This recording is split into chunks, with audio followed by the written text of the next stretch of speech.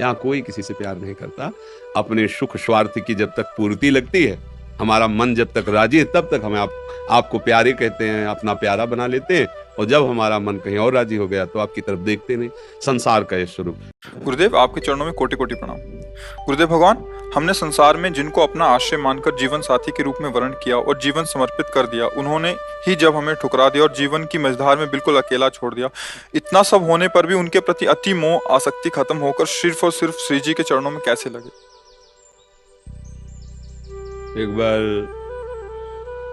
मार्कंडे जी के आश्रम के पास सुरथ नाम का एक वैश्य और एक राजा दोनों आपस में मिले।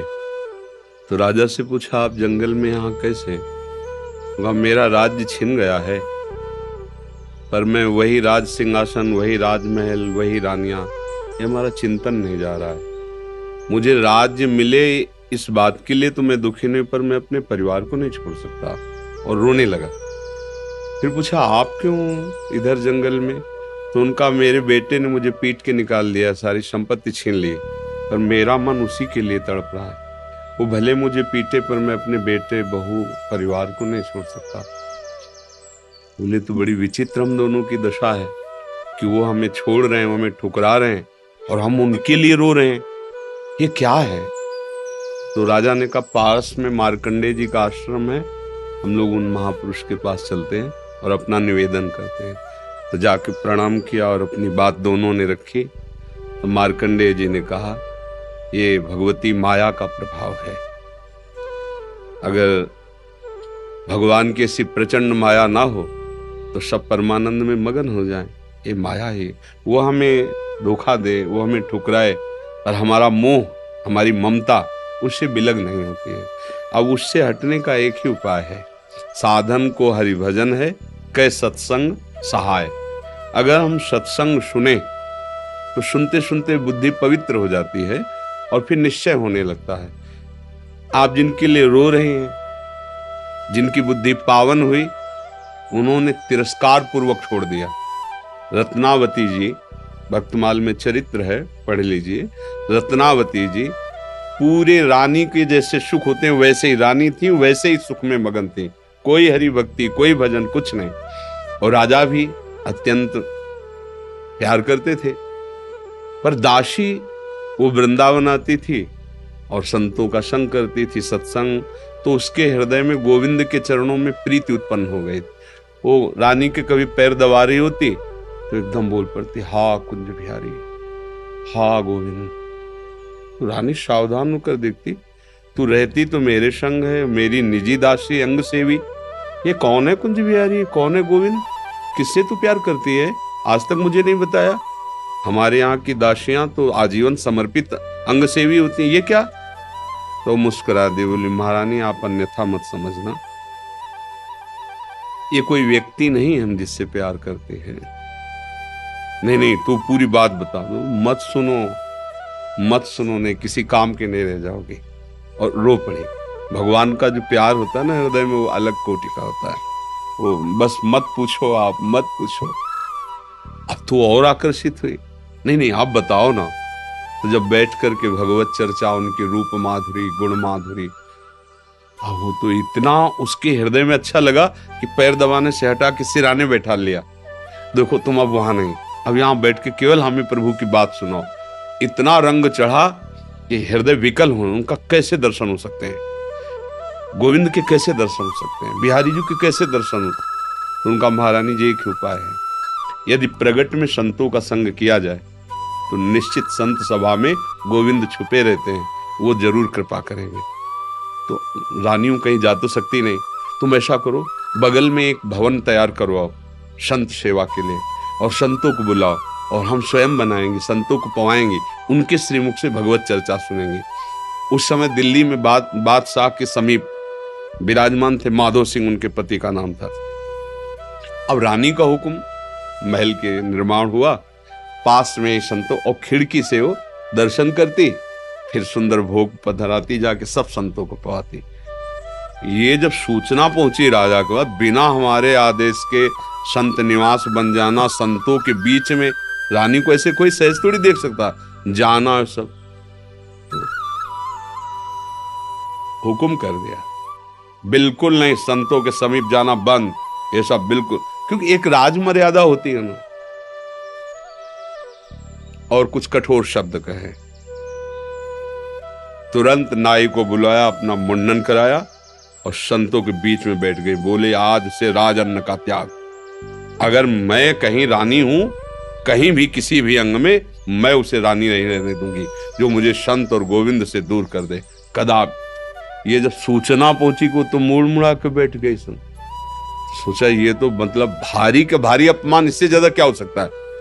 अगर मैं मारता हूं तो प्रजा विरोध में हो जाएगी, इसलिए इसको मारना तो है। बोले, एक जंगली सिंह लाओ और छोड़ दो, तो संतों को, रानी को, सबको मार डालेगा वो। ऐसा ही किया गया। सैनिकों ने जैसे चारा रख के, बकरा आदि रख करके पिंजड़े में सिंह को बंद करके लाए और दरवाजे पे को, वही दासी जो उनकी गुरु थी, वो आरती की सामान दे रही थी और पूजन की थाल लेकर वो ठाकुर जी का श्रृंगार कर। दासी ने कहा, महारानी सिंह। जो ही पिंजरा से खोला गया तो ऐसे मुड़ी, उनका सिंह नहीं, नरसिंह भगवान पधारे, थाल लेके। सिंह ऐसे जैसे कोई गाय ना, सीधी गाय हो, ऐसे तिलक लगाया, आरती की, प्रणाम किया। ऐसे सब देखते रह गए। फिर लौटा सिंह को मारी छलांग, तो जो ऊपर बालकनियों में खड़े देख रहे थे ना मान सिंह के आदमी, फाड़ के फेंक दिया और गुर्राता हुआ भाग गया। अगर हम अपनी भक्ति के रंग में आ जाएं तो फिर हमारा ये माया मोह संसार नष्ट हो सकता है। अन्यथा हमारे शब्द तो जरूर अच्छे नहीं लगेंगे, पर सही पूछो तो कृपा है जो असलियत का पता चल रहा है। यहाँ कोई किसी से प्यार नहीं करता।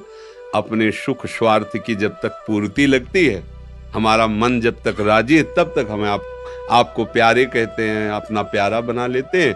और जब हमारा मन कहीं और राजी हो गया तो आपकी तरफ देखते नहीं। संसार का ये स्वरूप, पर मेरे प्रभु का ऐसा स्वरूप नहीं है। सबरी मैया कोई ऐसा थोड़ी बहुत रूप ऊंचे कुल की, ऐसा नहीं था। सबर जंगली जातियों में आती है उनमें, लेकिन भगवान की भक्ति से बड़े बड़े ब्रह्म ऋषियों के आश्रम में भगवान नहीं गए, सबरी माता के। भगवान ये सब संसार यही सब देखता है, तुम्हारा रूप, तुम्हारा गुण, तुम उसके काम लायक हो कि नहीं हो। अगर स्वार्थ की पूर्ति लायक नहीं हो तो कोई भी हो, हट जाओ या वो मार डालेगा। संसार का स्वरूप है, कोई न कोई नाटक करके तुम्हें नष्ट कर देगा संसार। लेकिन हमारे भगवान कैसे भी नीच, पतित, अवगुणी, कुरूप, बिल्कुल मूर्ख कैसा भी हो, भगवान उसे अपनी गोद में ले लेते हैं। तो एक ही उपाय है, भगवान के चरणों का आश्रय लेना, वही परम पति हैं। देखो मीरा जी ठसक से कहती, मेरे तो गिरधर गोपाल दूसरा न कोई। और ये कभी धोखेबाज नहीं है, कभी धोखा नहीं। हम सही कहते हैं। अगर हमें जैसे बचपन से लगे रहे ना, हमें बात समझ में नहीं आती ना, तो हम ये जरूर माइक से कहते हैं कि भाई देखो, भक्ति करना ठीक है, पुण्य है, मंगल है, लेकिन हम अपनी छाती की बात कहते हैं। अभी तक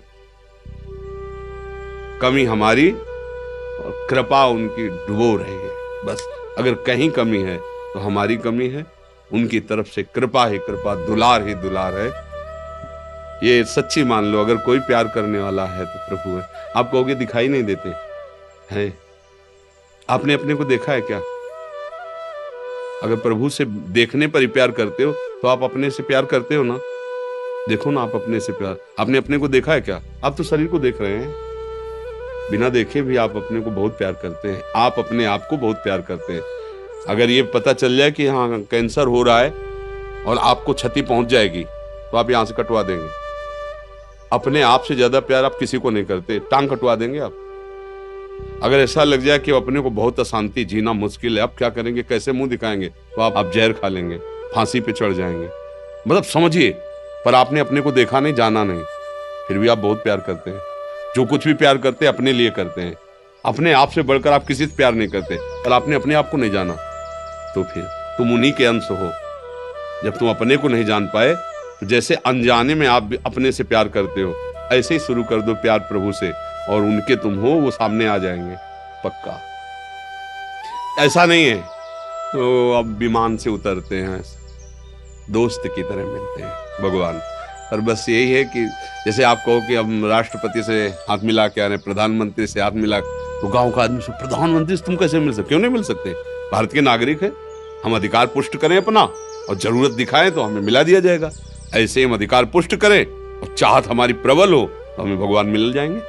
वहां तो किसी की सिफारिश की जरूरत नहीं, खुद हमारे हृदय की बात सुन रहे। एकमात्र भगवान के चरणों से ही हमें शांति मिलेगी, वही हमारे हैं। दूसरा तो सब छल हो रहा है, माया का पर्दा पहन करके हमारे साथ छल किया जा रहा है, हमारे समय को नष्ट किया जा रहा है। सत्य बात है, न हम स्त्री है न पुरुष हैं, हम भगवान के अंश हैं और उनका भजन करके उन्हीं को प्राप्त हो जाए, यही हमारे जीवन का लक्ष्य है। हम तो बड़ी कृपा मानते हैं, जब प्रतिकूलता मिलती है, कोई अपना नहीं होता ना, तब कृपा समझ में आती है कि बहुत कृपा है, नहीं तो इस मोह जाल में फंसकर पूरी जिंदगी बर्बाद हो जाती है। अब सावधान हो जाओ, अब निकल जाओ, पर इधर का रास्ता चलना थोड़ा कठिन है, इसलिए कुछ भी हो जाए फिर इधर नया चुन लेते हैं, नया मित्र चुन लेते हैं, नया घर चुन लेते हैं, नया वर चुन लेते हैं। बस इधर ही वो खोज शुरू की है ना अनंत जन्मों से, वो ये नहीं समझ पा रहा कि अंदर बैठा है, कह रहा लौट आओ, हमसे मिल लो, पर हम लोग बाहरी खोज कर रहे हैं और वो अंदर ही बैठा है। घर के अंदर प्रीतम बैठा हमारा इंतजार कर रहा है, हम दरवाजे के बाहर भटक रहे हैं, उसको खोज उसी को रहे हैं। जो सुख है, जो शांति है, जो आनंद है, वो प्रभु ही है, उन्हीं के लिए हम खोज रहे हैं, पर उनको ना मानकर, ना जानकर, अन्य रूप अन्य भावों में, इसीलिए हमें शांति नहीं मिल रही। मुझे लगता है नाम जप करो, सत्संग सुनो और प्रभु को अपना मानो।